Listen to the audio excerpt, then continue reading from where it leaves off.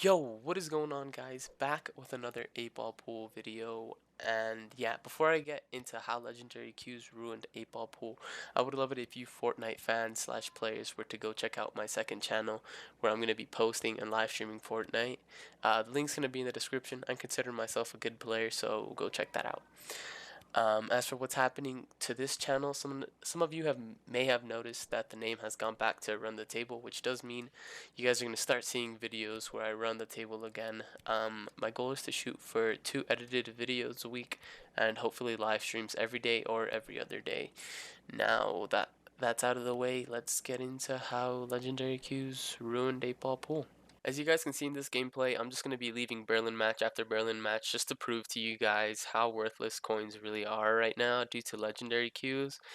And hopefully you guys will agree with me 2 minutes from now. I don't know how long this is going to take for me to explain.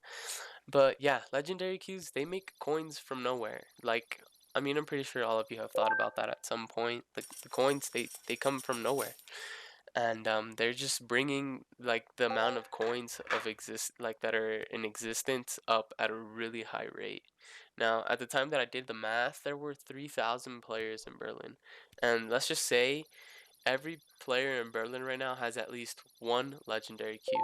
Every match lasts usually not longer than 3 minutes, which means one person is gonna lose, obviously. So that's where we get the number 1,500, and that also means 1,500 players are gonna lose, and their legendary queues are gonna all bring coins out of nowhere. Now, with that one legendary queue from Refund, a Berlin match would be 1.25 million coins, which it's not a lot, but when you look at it, 1,500 players generating 1.25 million coins every 3 or so minutes, it's going to be roughly 1.8 billion coins being generated every 3 minutes.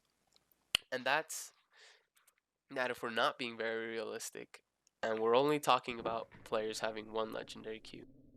Sorry about me being sick, but now let's be more realistic and say every player has at least a 30% refund fee, and more of the time it's probably going to be higher, but we'll just use 30% as our basis, okay?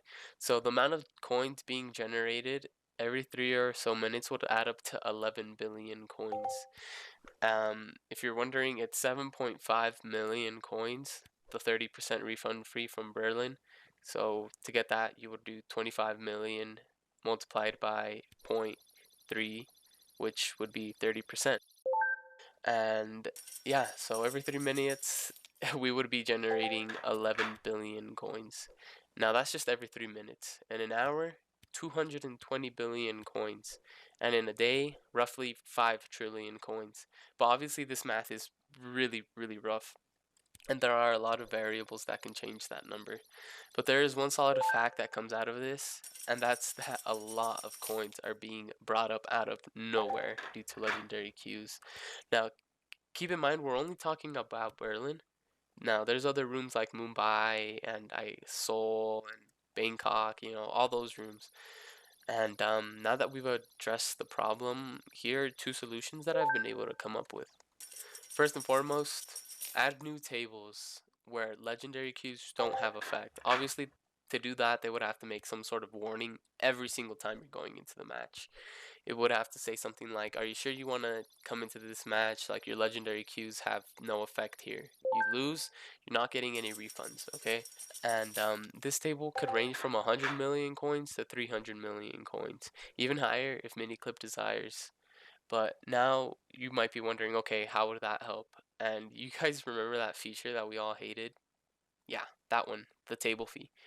This would make it so that the coins are returned to Miniclip at a slow but steady rate, and it would allow for the thrill of risking coins to come back, as that thrill has been gone for a long, long time.